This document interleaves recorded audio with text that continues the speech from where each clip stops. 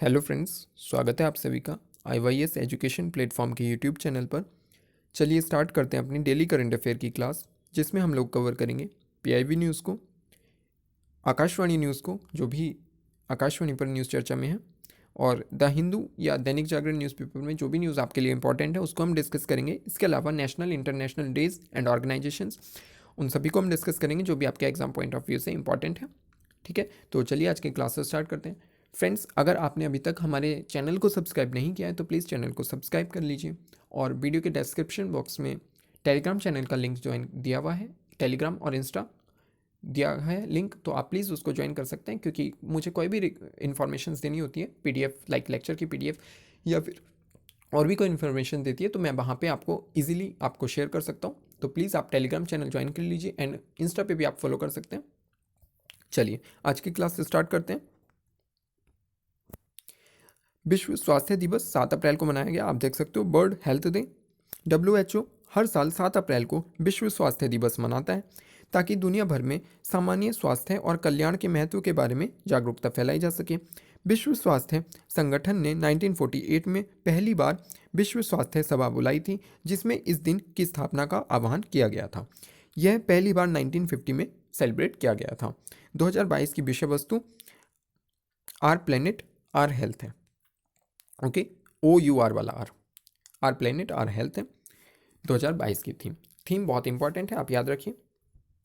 अगर इसके साथ ही मैं आपसे बात करूं कि इसके अलावा अप्रैल में कौन से दिवस मनाए गए, तो प्लीज़ आप लोग रिवाइज कर लीजिए। मैं तो रोज़ ही करवा देता हूं आपको, ठीक है। तो प्लीज़ आप कमेंट सेक्शन में बता सकते हो कि खान दिवस कब मनाया जाता है, खान और खनिज दिवस कब मनाया जाता है, आप मुझे कमेंट सेक्शन में बताइए। नेक्स्ट न्यूज़ देखते हैं। रवांडा में 1994 के जनसंहार पर विचार का अंतर्राष्ट्रीय दिवस 7 अप्रैल को यूनेस्को ने मनाया। 7 अप्रैल को यूनेस्को ने 1994 में रवांडा में तुलसी के खिलाफ जनसंहार पर विचार का अंतर्राष्ट्रीय दिवस मनाया। इस दिवस की स्थापना संयुक्त राष्ट्र महासभा द्वारा 2003 में की गई थी। यह तारीख हुतू चरमपंथी नेतृत्व वाली सरकार द्वारा तुत्सी अल्पसंख्यक के सदस्यों के खिलाफ किए गए जनसंहार की सुरक्षा का प्रतीक है। केवल 100 दिनों में 1 मिलियन से अधिक तुत्सी समुदाय के लोगों की हत्या कर दी गई थी। That's why it is called नरसंहार। तो आप सोच सकते हो। इसके अलावा अगर एक और नरसंहार की आप बात करें, तो जैसा कि मैंने आपको कल बताया ही था, पाल दादव बहुत चर्चा में है। प्लीज़ आप उसको जरूर याद रखिए। गुजरात से रिलेटेड है, 1922 में हुआ था। चर्चा में इसलिए, एक तो 100 साल पूरे हुए, ऊपर से गुजरात ने उसको, जो रिपब्लिक डे की झांकी होती है टेबुलेक्स एक स्टेट की, तो उसमें टेबुले में अपनी उन्होंने प्रदर्शित किया था उसको, पाल दादव नरसंहार को। तो इसलिए बहुत बहुत इंपॉर्टेंट है, प्लीज़ आप उसको जरूर याद रखिए। नेक्स्ट क्वेश्चन देखते हैं। न्यूज़, सरकार ने की सेमीकंडक्टर निर्माण के लिए सलाहकार समिति की नियुक्ति। आप देख सकते हो अश्वनी वैष्णव जी। तो समिति की अध्यक्षता जो है इलेक्ट्रॉनिक्स एवं IT मंत्री अश्वनी वैष्णव करेंगे, और इसमें सरकारी अधिकारियों, शिक्षाविदों, डोमेन और उद्योग विशेषज्ञों सहित 17 सदस्य शामिल होंगे। समिति का कार्यकाल 1 वर्ष है, जिसके बाद मंत्री के अनुमोदन से इसका पुनर्गठन किया जाएगा। नेक्स्ट न्यूज़ देखते हैं। पार्सल की डोर टू डोर डिलीवरी के लिए रेलवे और भारतीय डाक ने साझेदारी की है। भारतीय डाक और रेलवे का एक संयुक्त पार्सल उत्पाद विकसित किया जा रहा है, जिसमें डाक विभाग द्वारा फर्स्ट माइल और लास्ट माइल कनेक्टिविटी प्रदान की जाएगी। स्टेशन से स्टेशन तक मध्यवर्ती कनेक्टिविटी रेलवे के माध्यम से की जाएगी। इसके बाद डाक विभाग घर पहुंचा देगा। यह पहला ऐसा अभ्यास होगा जहां माल और पार्सल प्राप्तकर्ता के दरवाजे तक पहुंच जाएंगे। तो अच्छा इनिशिएटिव है। नेक्स्ट न्यूज़ देखते हैं। केंद्रीय जल शक्ति मंत्री गजेंद्र सिंह शेखावत ने 6 अप्रैल को जिला गंगा समितियों के प्रदर्शन निगरानी प्रणाली के लिए डिजिटल डैशबोर्ड का शुभारंभ किया है। आप डिजिटली उनके प्रदर्शन को देख सकते हो। तो गंगा नदी और उसकी सहायक नदियों में प्रबंधन और प्रदूषण उपशमन में लोगों की भागीदारी सुनिश्चित करने के लिए जिला स्तर पर एक तंत्र स्थापित करने के लिए गंगा नदी बेसिन के जिलों में DGC का गठन किया गया था। नेक्स्ट न्यूज़, पशुपालन विभाग ने उत्तराखंड के लिए एक पायलट परियोजना को शुरू किया है। ठीक है, तो पशुपालन और डेयरी विभाग ने वन हेल्थ सपोर्ट यूनिट द्वारा वन हेल्थ फ्रेमवर्क को लागू करने के लिए उत्तराखंड में एक पायलट परियोजना शुरू की है। इसका मुख्य उद्देश्य राष्ट्रीय वन हेल्थ रोडमैप विकसित करना है। यूनिट के कार्यान्वयन का नेतृत्व करने के लिए सरकार के प्रमुख वैज्ञानिक सलाहकार की अध्यक्षता में अंतर मंत्रालय एक स्वास्थ्य समिति की स्थापना की गई है। नेक्स्ट न्यूज़, भारत ने 6 से 8 अप्रैल 2022 तक स्वच्छ ऊर्जा मिनिस्ट्री मिनिस्ट्रियल वरिष्ठ अधिकारियों की बैठक की मेजबानी की है। यह स्वच्छ ऊर्जा नीतियों में विभिन्न कार्यधाराओं के कार्यों की समीक्षा करेगा। बैठक का उपयोग सितंबर 2022 में आगामी स्वच्छ ऊर्जा मंत्री स्तरीय बैठक के लिए एजेंडा तैयार करने के लिए भी किया जाएगा। CMEM यानी कि क्लीन एनर्जी मिनिस्ट्रियल मीटिंग जो है, तो 29 सदस्यीय देशों का एक उच्च स्तरीय वैश्विक मंच है। नेक्स्ट न्यूज़, तीसरी सकारात्मक स्वदेशीकरण सूची राजनाथ सिंह ने जारी करेंगे। रक्षा मंत्री राजनाथ सिंह विश्व प्रमुख उपकरण प्लेटफॉर्म वाली तीसरी सूची 7 अप्रैल 2022 को दिसंबर 2025 तक पूरी तरह से स्वदेशी होने वाली है, इसको जारी करेंगे। तीसरी सूची में 100 से अधिक विषय शामिल होंगे। पहली और दूसरी सूची में प्रमुख वस्तुओं में light combat aircraft, smart anti field weapon system और MK1 अल्ट्रा लाइट हॉबिट्जर आदि शामिल हैं। तो इंपॉर्टेंट है नेक्स्ट भी अपकमिंग बिकॉज स्वदेशी है, इंडाइजीनियस। भारत इजराइल क्वांटम टेक्नोलॉजी पर द्विपक्षीय कार्यशाला का समापन किया गया। तो भारत और इजराइल ने 6 अप्रैल को क्वांटम टेक्नोलॉजीज पर 2 दिवसीय द्विपक्षीय कार्यशाला का समापन किया। इसका आयोजन IIT दिल्ली ने के साथ DRDO और DRDO industry academia centre of excellence द्वारा किया गया था। इसका उद्देश्य क्वांटम प्रौद्योगिकियों पर विचार विमर्श करना, एक संयुक्त क्वांटम प्रौद्योगिकी रोडमैप विकसित करना और दोनों देशों के बीच सहयोग से प्रौद्योगिकियों के विकास की योजना बनाना है। नेक्स्ट न्यूज़ देखते हैं। NEC प्रयोगशालाओं के लिए तमिलनाडु ने मिलकर फसल रोगों का पता लगाया है। NEC प्रयोगशाला NEC कॉरपोरेशन इंडिया की एक इकाई ने तमिलनाडु कृषि विश्वविद्यालय यानी कि तमिलनाडु एग्रीकल्चरल यूनिवर्सिटी के साथ एक समझौता ज्ञापन पर हस्ताक्षर किया है। यह आर्टिफिशियल इंटेलिजेंस और मशीन लर्निंग का उपयोग करके फसलों में रोगों का जल्द पता लगाने के लिए समाधान पेश करेगा। NEC कृत्रिम बुद्धिमत्ता के साथ एक मोबाइल एप्लीकेशन विकसित करेगा, जबकि TNAU विशेषज्ञ मार्गदर्शन प्रदान करेगा और रोगों का पता लगाने के लिए डेटा संग्रह सहायता करेगा। इसके अलावा अगर हम बात करें तो तमिलनाडु ने हाल ही में कबल उत्पी ऐप को लॉन्च किया था। ये किसके लिए? आपदाओं के टाइम पर लोग अपना कॉल वगैरह कर सकते हैं। जो एक हेल्पलाइन डेस्क बनाई गई है, तो वहाँ पे कॉल कर सकते हैं और कोई भी हेल्प जो भी उन्हें चाहिए होती है, जिस भी रीजन में चाहिए होती है, वहाँ पे पहुँच जाएंगे सुरक्षाकर्मी। तो इसलिए ऐप लॉन्च की गई है, तो प्लीज़ आप याद रखिए उसको भी। नेक्स्ट देखते हैं, संसद ने पारित किया आपराधिक प्रक्रिया पहचान विधेयक 2022। यह जांचकर्ताओं को आपराधिक मामलों में पहचान और जांच के उद्देश्यों के लिए दोषियों की कुल पहचान योग्य जानकारी एकत्र करने की अनुमति देता है। यह बंदी शनाख्त अधिनियम 1920 की जगह लेगा। इंपॉर्टेंट ये है, यह विधेयक इसलिए लाया गया है कि ताकि पुलिस और जांचकर्ता अपराधियों से 2 कदम आगे रह सकें। नेक्स्ट न्यूज़ देखते हैं। संसद ने संविधान अनुसूचित जनजाति आदेश विधेयक 2022 को पारित किया है। विधेयक त्रिपुरा में अनुसूचित जनजातियों की सूची में एक विशेष समुदाय को शामिल करने के लिए संविधान अनुसूचित जनजाति आदेश 1950 में संशोधन करता है। यह झारखंड में अनुसूचित जनजातियों की सूची में खरबार, देशरी, गंजू, दौलतबंदी, पटबंदी और राउत को भी शामिल करना चाहता है, तो इसलिए ये बिल इंट्रोड्यूस किया गया है। Next news, Bharat credit line के जरिए श्रीलंका को ईंधन की आपूर्ति कर रहा है। तो दशकों में देश के सबसे खराब आर्थिक संकट के बीच देश में बिजली संकट को कम करने में मदद करने के लिए भारत ने श्रीलंका को अब तक 2,70,000 मीट्रिक टन से अधिक पेट्रोल और डीजल की आपूर्ति की है। 6 अप्रैल 2022 को श्रीलंका को 36,000 मीट्रिक टन पेट्रोल और 40,000 मीट्रिक टन डीजल की एक खेप पहुंचाई गई। यह खेप भारत द्वारा श्रीलंका को दी गई $500 मिलियन की तेल की लाइन ऑफ क्रेडिट का भी एक हिस्सा है इसमें। नेक्स्ट न्यूज़ देखते हैं। पत्रकार आरिफा जोहिरी ने जीत लिया है चमेली देवी जैन पुरस्कार। ठीक है, तो वेरी वेरी इंपॉर्टेंट है, इसको आप याद रखिए। मुंबई की पत्रकार हैं ये आरिफा जोहिरी। इन्होंने आउटस्टैंडिंग वुमेन इंडिया पर्सन 2021 के लिए चमेली देवी जैन पुरस्कार को जीत लिया है। यह पुरस्कार 1982 में स्थापित किया गया था और इसे वार्षिक रूप से प्रदान किया जाता है। यह भारत में उन महिला मीडिया कर्मियों के लिए एक प्रतिष्ठित सम्मान है जिन्होंने सामाजिक विकास, राजनीति, समानता, लैंगिक न्याय, स्वास्थ्य, युद्ध और संघर्ष और उपभोक्ता मूल्यों जैसे विषयों पर रिपोर्टिंग की है, तो इसलिए इंपॉर्टेंट है। नेक्स्ट न्यूज़, सरस्वती सम्मान 2021 के लिए रामदरस मिश्र का चयन हुआ है। वेरी वेरी इंपॉर्टेंट ये भी। प्रख्यात कवि और साहित्यकार प्रोफेसर रामदरस मिश्र को उनकी कविताओं के संग्रह मैं तो यहाँ हूँ के लिए इंपॉर्टेंट ये भी है। प्रतिष्ठित सरस्वती सम्मान 2021 से सम्मानित किया जाएगा। 1991 में ये स्थापित हुआ था और सरस्वती सम्मान हर साल एक भारतीय नागरिक द्वारा किसी भी भारतीय भाषा में किए गए पिछले 10 वर्षों के भीतर प्रकाशित एक उत्कृष्ट साहित्यिक कृति के लिए दिया जाता है। ठीक है, तो ये भी आप याद रखिए कि ये क्यों दिया जाता है।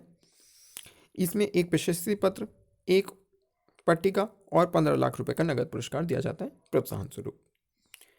नेक्स्ट न्यूज देखते हैं। धर्मेंद्र प्रधान ने भारत शिक्षा शिखर सम्मेलन 2022 को संबोधित किया है। केंद्रीय शिक्षा और कौशल विकास मंत्री धर्मेंद्र प्रधान ने 6 अप्रैल को भारत शिक्षा शिखर सम्मेलन 2022 में मुख्य भाषण दिया। यह शिखर सम्मेलन गूगल और इंडियन एक्सप्रेस द्वारा आयोजित किया संवाद मंच है। 2 दिवसीय शिखर सम्मेलन में सरकारी शिक्षा में प्रौद्योगिकी में संबंधित कार्य, व्यक्तिगत शिक्षा, बच्चे के ऑनलाइन सुरक्षित रखने आदि पर चर्चा शामिल थी। Next news. टीएसएफ ने चांडिल में आईटीआई स्थापित करने के लिए झारखंड सरकार के साथ समझौता किया है। अब टाटा स्टील फाउंडेशन ने सरायकेला खरसावां जिले के चांडिल में औद्योगिक प्रशिक्षण संस्थान यानी कि आईटीआई स्थापित करने के लिए झारखंड सरकार के साथ एक समझौता ज्ञापन पर हस्ताक्षर किए हैं। आईटीआई 100 छात्रों की प्रारंभिक प्रवेश क्षमता के साथ तकनीकी और व्यावसायिक पाठ्यक्रमों में प्रशिक्षण प्रदान करेगा और सत्र 2023 से काम करना शुरू करने वाला है। यह 2 साल की अवधि के साथ विभिन्न तकनीकी पाठ्यक्रमों की पेशकश करेगा। नेक्स्ट न्यूज़ देखते हैं। उत्तर प्रदेश सरकार ने किया एएआई के साथ पट्टा समझौते पर हस्ताक्षर। अब एआई क्या है? Airport authority of India.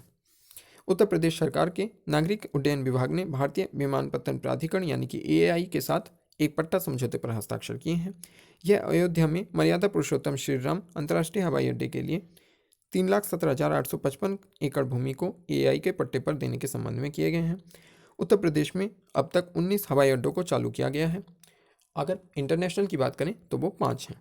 ठीक है, जेवर सबसे बड़ा इंटरनेशनल एयरपोर्ट है। नेक्स्ट देखते हैं। फोर्ब्स अरबपतियों की सूची में मुकेश अंबानी 10वें स्थान पर सबसे अमीर व्यक्ति बन गए हैं विश्व के। ठीक है, एलन मस्क 219 बिलियन की कुल संपत्ति डॉलर की कुल संपत्ति के साथ सबसे आगे चल रहे हैं। उसके बाद अमेजन के जेफ बेजोस हैं। ठीक है, तो इनकी 171 बिलियन डॉलर है। रिलायंस इंडस्ट्रीज के चेयरमैन मुकेश अंबानी सूची में 10वें सबसे अमीर स्थान पर हैं और वह शीर्ष 10 में जगह बनाने वाले एकमात्र भारतीय हैं। मुकेश अंबानी की कुल संपत्ति 100.1 बिलियन डॉलर है। इसके बाद गौतम अडानी की कुल संपत्ति 90 बिलियन डॉलर है। इंपॉर्टेंट है, कॉम्पिटिशन दोनों में चलता है। नेक्स्ट न्यूज़ देखते हैं। बीमा की पेशकश के लिए आईसीआईसीआई सिक्योरिटीज़ ने कवर स्टेक के साथ साझेदारी की है। बीमा सेवाओं के लिए एक digital B2B platform cover stack और आईसीआईसीआई डायरेक्ट ने बीमा उत्पादों की पेशकश के लिए एक साझेदारी की घोषणा की है। कवर स्टेक का उपयोग करके आईसीआईसीआई डायरेक्ट के ग्राहक अब स्वास्थ्य और मोटर बीमा के लिए सबसे उपयुक्त बीमा योजनाओं की खोज कर सकते हैं, उसे कस्टमाइज कर सकते हैं और उसकी तुलना करके उन्हें खरीद भी सकते हैं अगर इच्छा है तो। आईसीआईसीआई डायरेक्ट विभिन्न जीवन, सामान्य और स्वास्थ्य बीमा कंपनियों के बीमा उत्पाद प्रदान करता है। Next news. आईएसएआरसी में अपनी 8% हिस्सेदारी धन समृद्धि फाइनेंस को बेचेगा union bank. Union bank of India Bharat SME asset reconstruction company में अपनी 8% हिस्सेदारी बेचेगा। बैंक ने धन समृद्धि फाइनेंस के पक्ष में 8% हिस्सेदारी की बिक्री के लिए एक समझौता किया है। आईएसएआरसी देश का पहला एआरसी है जो एमएसएमई क्षेत्र के एनपीए समाधान पर केंद्रित है। ARC SIDBI bank of Baroda, Punjab national bank और सिडबी वेंचर कैपिटल लिमिटेड द्वारा प्रायोजित है। अगर हम एसेट रिकंस्ट्रक्शन कंपनी की बात करें, क्या होती है asset reconstruction company? Suppose that एक बैंक लोन देता है किसी को, ठीक है, अब उसने क्या करा, लोन अपना पे नहीं किया तो क्या होता है, एनपीए बन जाता है वो। ठीक है, 36 मंथ बाद एनपीए बन जाता है।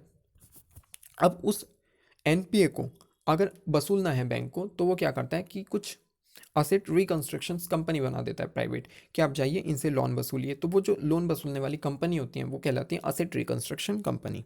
ठीक है, एमएसएमई क्षेत्र के एनपीए समाधान पर केंद्रित। ठीक है, ये जो आईएसएआरसी है तो ये पहली है जो एमएसएमई वाले एनपीएस होते हैं, एमएसएमई को जो लोन दिया गया था उससे जो एमएसएमई बने उसके समाधान के लिए केंद्रित है। चलिए अब जल्दी से कुछ क्विक पॉइंट्स देख लेते हैं जो कि आपके लिए बहुत इंपॉर्टेंट है, उससे आपको रिवीजन करने में ईजी हो जाएगा। तो किस राज्य ने फेलोशिप के लिए एनएलएसआईयू के साथ समझौता किया है? तो ये मेघालय ने किया है, लॉ यूनिवर्सिटी के साथ, आपको मैंने बताया था। मिथुन मंजुनाथ ने ओरिएंटल्स मास्टर्स 2022 के बैडमिंटन टूर्नामेंट में कौन सा पदक जीता है? तो इन्होंने रजत पदक जीता है। किस राज्य ने कक्षा 9 में श्रीमद् भागवत गीता पढ़ाने की घोषणा की है? तो हिमाचल प्रदेश में की है, हिमाचल प्रदेश सरकार ने। Hurun richest self made women in the world ranking में किस भारतीय महिला ने 10वां स्थान हासिल किया है? तो ये फाल्गुनी नायर ने किया है। किस राज्य ने गणगौर पर्व मनाया है? तो ये राजस्थान में मनाया जाता है गणगौर, आपको पता होगा। स्टेट ऑफ इंडिया योजना ने 5 अप्रैल को अपने कितने साल पूरे किए हैं? तो 6 साल पूरे किए हैं। किस राज्य के गया सासोमा गांव के सामुदायिक संग्रहालय शुरू किया गया है? तो ये लेह में किया गया है। नेक्स्ट कुछ पॉइंट सीखते हैं। सूचना एवं प्रसारण मंत्रालय ने किस सेवा पोर्टल को लॉन्च किया है? तो ये ब्रॉडकास्ट सेवा पोर्टल को क्या अनुराग ठाकुर ने, मैंने आपको बताया था। दिल्ली सरकार ने कितने नगर निगम को एक नए नगर निगम में एकीकृत किया है? तो 3 बना दी हैं, 3 को मिलाकर 1 बना दिया गया है। किस देश ने पीले ट्यूलिप फूल की प्रजाति का नाम मैत्री रखा है? तो नीदरलैंड ने रखा है। लॉन्च पुस्तक डिकोडिंग इंडिया बाबूडोम के लेखक कौन है? तो अश्वनी श्रीवास्तव हैं। विश्व अंतरात्मा दिवस कब मनाया जाता है? तो ये 5 अप्रैल को, इंपॉर्टेंट है। भारतीय जनता पार्टी ने अपना स्थापना दिवस कब मनाया गया? तो 6 अप्रैल को 42वां स्थापना दिवस मनाया गया। किसने प्रकृति शुभारंभ और हरित पहल का शुभारंभ किया? शुभंकर का और हरित पहल का शुभारंभ किया। तो भूपेंद्र यादव ने, पर्यावरण मंत्री ही करेंगे ऑब्वियसली। किसने चमेली देवी जैन पुरस्कार 2021 से सम्मानित किया गया? तो आरिफा जोरी को किया गया। नेक्स्ट न्यूज, सीएपीएसपी योजना के माध्यम से क्यूरेटेड लाभ प्रदान करने के लिए एसबीआई ने किस सुरक्षा बल के साथ समझौता किया है? तो ये बीएसएफ के साथ किया है। राष्ट्रीय भारोत्तोलन चैंपियनशिप में एन मारिया ने कौन सा पदक जीता है? तो स्वर्ण पदक जीता है। शोधकर्ताओं ने किस राज्य में बलुआ पत्थर से बने 65 रहस्यों जार का पता लगाया है? रहस्यमयी जार का पता लगाया है, तो असम में लगाया है। नागरिक उड्डयन मंत्रालय ने किस योजना की शुरुआत की है? अंतर्राष्ट्रीय हवाई संपर्क योजना नाम से एक योजना की शुरुआत की है मिनिस्ट्री ऑफ सिविल एविएशन ने। उत्तर प्रदेश के मुख्यमंत्री ने किस जिले में स्कूल चलो अभियान की शुरुआत की है? तो ये श्रावस्ती में की है। नेक्स्ट, किस राज्य के मुख्यमंत्री ने कवल उत्थपी ऐप लॉन्च किया है? तो ये तमिलनाडु में, मैंने आपको बताया था, तमिलनाडु ने किया है। पाकिस्तान देश के कार्यवाहक प्रधानमंत्री के रूप में किसे नामित किया गया है? तो गुलजार अहमद को किया गया है। लॉन्च पुस्तक विश्व बिरसा मुंडा जनजाति नायक के लेखक कौन है? तो ये लेखक तो आलोक चक्रवाल हैं, लेकिन धर्मेंद्र प्रधान ने इसको लॉन्च किया है। विकास और शांति हेतु अंतर्राष्ट्रीय खेल दिवस कब मनाया जाता है? तो ये 6 अप्रैल को मनाया जाता है। विकास और शांति हेतु अंतर्राष्ट्रीय खेल दिवस की थीम क्या थी? तो सभी के लिए एक सतत और शांतिपूर्ण भविष्य की सुरक्षा, खेल का योगदान, ये इसकी थीम थी। तो ये थे आज के कुछ important quick points. I hope आपको इन सब से हेल्प मिलती हो। वीडियो को एंड तक देखने के लिए धन्यवाद। अगर वीडियो अच्छी लगी हो तो प्लीज़ वीडियो को लाइक कर दीजिए। Thank you.